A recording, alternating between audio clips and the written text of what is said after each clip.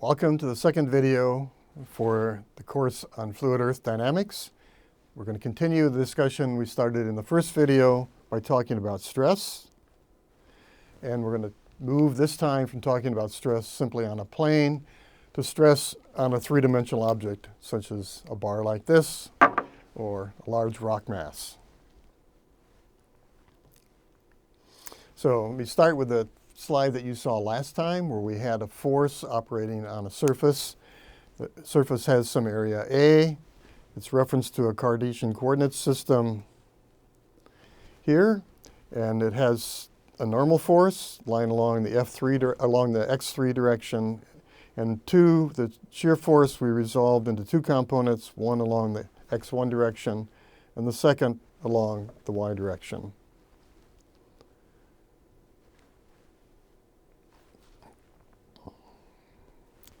And we can then take those forces, divide them by the area of the plane, A3, and we can make two shear components, sigma sub S1 and sigma sub S2. The 1 and 2 just referencing back to the Cartesian coordinate system that we've talked about already. And normal force, we'll just call sigma sub N, that acts normal to the plane, which arises from taking F3, the force normal to the plane, and divided by A3, the area of the plane. And now let's take this and move it to a three-dimensional system. Let's look at a cube, and we'll look at each face of the cube. We've already dealt with surfaces, so we have three surfaces to deal with. One where x3 is normal, one where x2 is normal, and one where x1 is normal. And we can take any one of those surfaces, for example, the one with x1 is a normal to it, and we can talk about a normal stress and two shear stresses in that plane. We have three planes orthogonal to each other, 1, 2, and 3. And on each of those planes, we're going to have a normal stress and two shear stresses. So we're going to end up with 9 stress components. So life gets to be a little bit more complicated than it was when we dealt with a single surface. And we can, again, if we take any one surface, the one face, this front face out here, we can make a normal stress. We'll call that sigma 1, 1, where we take the force operating along the one direction, divided by the area 1. And we can make two shear stresses, sigma 1, 2, and sigma 1, 3. And sigma 1, 2 is simply the force operating in the 2 direction, off to the right, divided by the same area, A1. And we can make a second shear stress, sigma 1, 3, again operating on the one face, on A1, but with the force now in the vertical direction. Okay, and we can do the same thing for all of the faces. Here I've circled 2 more, sigma 3, 3, operating a normal force operating down on the vertical plane, and sigma 3, 1, a force operating in the one direction, out toward me, and operating on the 2 planes. So it's sigma 2, the 2 indicating the face, and 1 indicating the direction of the force. So I hope you see the connection in each of these cases. When we define the stress, it's, for example, sigma 1, 3 is the force on the one plane, or I'm sorry, it's a stress on the one plane, but it's due to the force operating in the 3 direction. So that's the connection between the subscripts on the force and the area and on the stress. Sign convention. In the earth sciences, the sign convention is simply that compressive forces are positive. So if you compress this rod, that's a positive stress. If you pull on it, it would be a negative stress. In many parts of mechanics, the opposite is true, but in the earth sciences, just remember compression is a positive direction. And we do that because as you go deeper in the earth, we know there's more and more rock mass standing on top of you, and so you're under compression, and so we'll think about that as being the dominant or the dominant force in the earth sciences. And now stress, you see we have 9 components to deal with rather than just the 3 we had for a vector. And so stress, in fact, is a tensor. But before we go on and talk about tensors and matrices associated with them, we have a quick question. So this is a point I just tried to make. If we have the sigma 2,3 component of stress, what's the force, direction of the force that's operating, and what area is it operating on? And the answer is simply that it's the sigma 2,3 is the force operating in the 3 direction on the 2 face. Okay, so again, that's the connection between the subscripts on the force and the area and those on the stress. So let's look at a 3-dimensional object, right? And we've said we have 9 components of stress involved. And so we can write this as a tensor or a matrix where we have all of the components that we have talked about. And the first row here, sigma 1, 1, sigma 1, 2, sigma 1, 3, are the stresses operating on the one face. So the ones on this front face defined by the axis here. So they're all the stresses operating on this front face. In the second row, likewise, are the stresses operating on the 2 face. And the third row are the stresses operating on the 3 face. And we have 3 normal stresses, sigma 1, 1, operating on the 1 face, sigma 1, 2, 2, and sigma 3, 3. So the diagonal terms are the normal stresses, and the off-diagonal terms of our tensor are the shear stresses. So now we have 9 components that we need to try to keep track of, 9. And we can get that down to 6 if we look at the fact that we want to look at again is we don't want to look at kind of rigidly translating this bar along if I apply a force only in one direction. But we want to look at what happens if I push and try to squeeze the rock and deform it rather than just simply translating it around. And so what comes out of that, and it's easy to see if we take this example of look at the cube, I've taken off all the stresses but 2 of them, and I've left on sigma 1, 2 and sigma 2, 1 operating on opposite faces toward each other. But if, for example, if sigma 2, 1 were 0, then if I applied only sigma 1, 2, the cube would rotate about the x3 axis. And we're not interested in that kind of rotation. That's a rigid body rotation, not a deformation or a strain of the sample. And so we want to eliminate these rigid body rotations and only look at flows of the material. And so we can see, hopefully from this example, that sigma 1, 2 has to equal sigma 2, 1 in order to eliminate any rigid body motions in the system. And in general, we can say that sigma ij has to equal sigma ji. That is, all the elements that are off-diagonal elements, sigma 1, 2 is equal to sigma 2, 1, sigma 3, 1 is equal to sigma 1, 3, and sigma 3, 2 is equal to sigma 2, 3. And so now we've gone from 9 independent components to 6 independent components because the diagonal elements, off-diagonal elements, all have an equivalent in the system. So life is a little bit easier than we might at first have anticipated. Okay, this is sort of a subtlety, and we won't deal with it a lot in class, but it's really worth putting this into your sort of thinking about dealing with stresses, and also it'll happen when we talk about strains.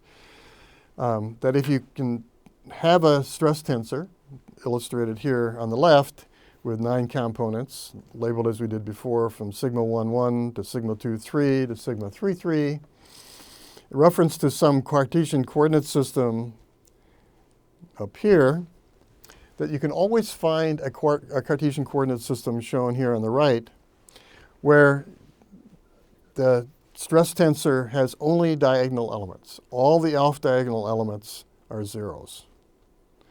All the diagonal elements, not all of them have to be non-zero, but they can all be non-zero terms. And these stresses are called the principal stresses, and the axes that allow those stresses to be such that there are zeros in the off-diagonal cases are called the principal axes.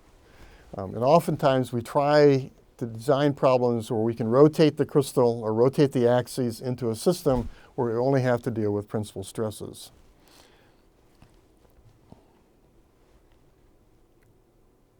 Okay, and in this system, you might anticipate that if we add up the elements sigma 1, 1, sigma 2, 2, and sigma 3, 3, that they are exactly equal to sigma 1, 1, or sigma 1 plus sigma 2 plus sigma 3.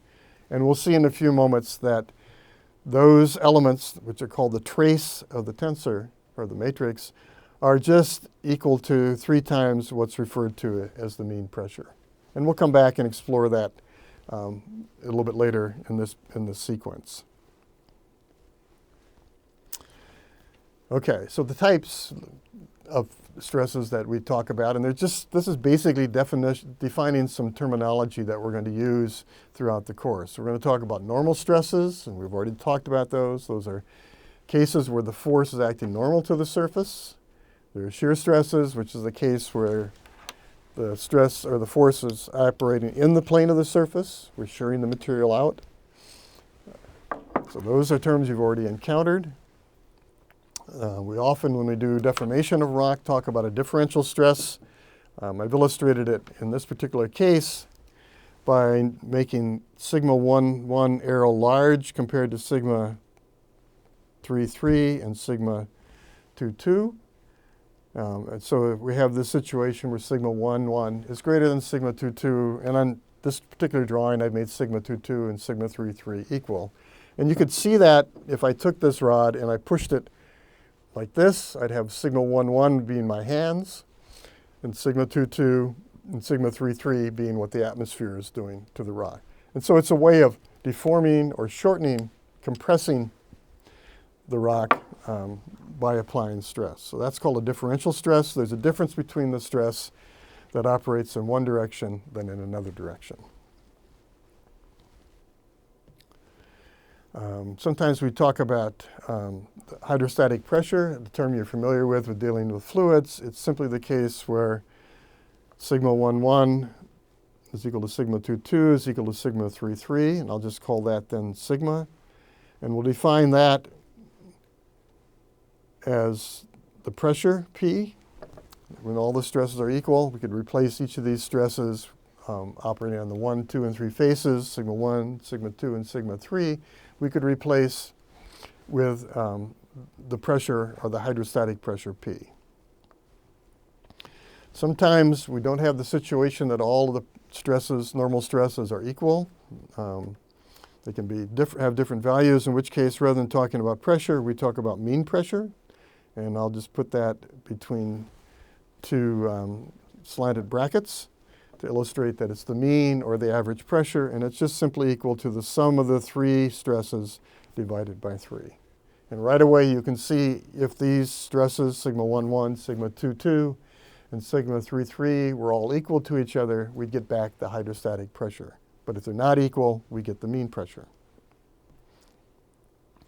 A term you've run across already when you've done the first in the sequence, when you talked about the solid earth rather than the fluid earth.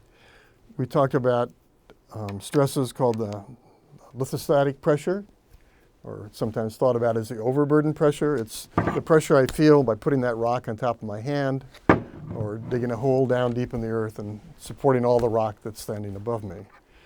And we can define the lithostatic pressure at any depth is just the density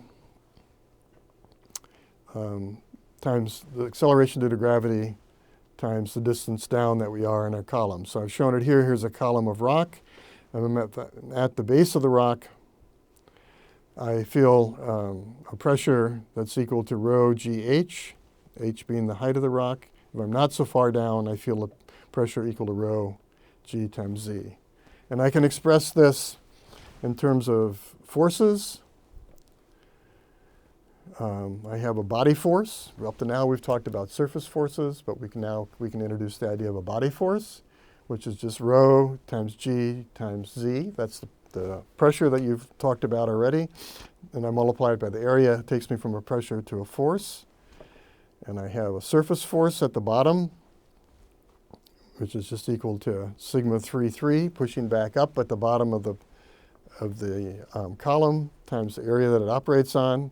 And I can resolve these or think about them as stresses. So I have a stress and a pressure. So the stress at the base is just rho g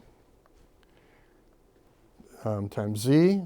And I can convert that from a force to a stress by dividing out the area. And so here's the stress operating both at the base of the block and due to the weight of the block acting downward. Okay, and the final one is that we can talk about the stress related on a solid or a fluid related to not only applying a shear stress and a normal stress. We have a normal stress and a shear stress, but I can have a fluid pressure. And so we often talk about what's called the effective pressure.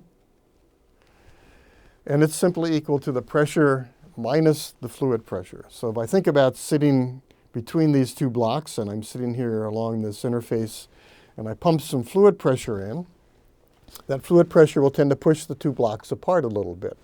And so if I'm trying to slide those blocks over each other, it gets to be easier to slide if the fluid pressure is trying to push the two blocks apart at the same time. And so this concept turns out to be really important in trying to understand earthquake mechanics. And so if we look at the shear stress required to slide the blocks, if there's no fluid pressure, the shear stress is just equal to the static friction coefficient, I've called F sub s here, times the normal stress that I apply.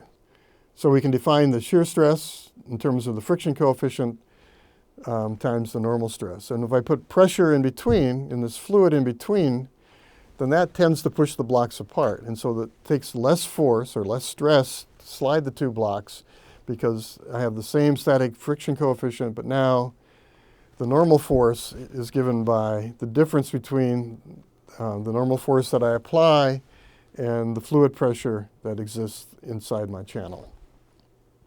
And it's very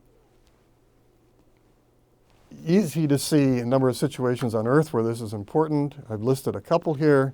The motion of glaciers and ice sheets are very heavily influenced by fluid pressure.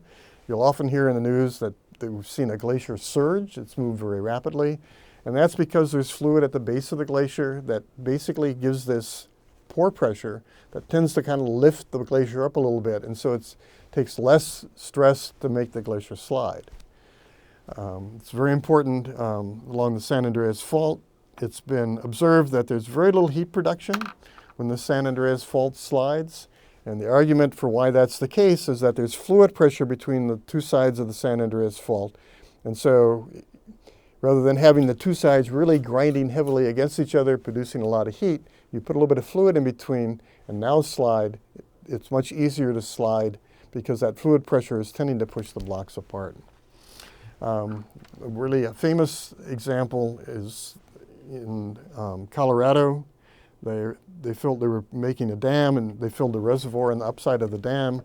And when they did, they observed that there were lots of small earthquakes that occurred. And those, again, were the same type of situation where the fluid, the water going into the reservoir pushed the rocks apart a little bit and made it much easier for those that were already pre-stressed to slide past each other. So finally, what I'd like to do is to do a quick demonstration to kind of illustrate the role of fluid pressure, or in this case, air pressure, in making objects slide past one another.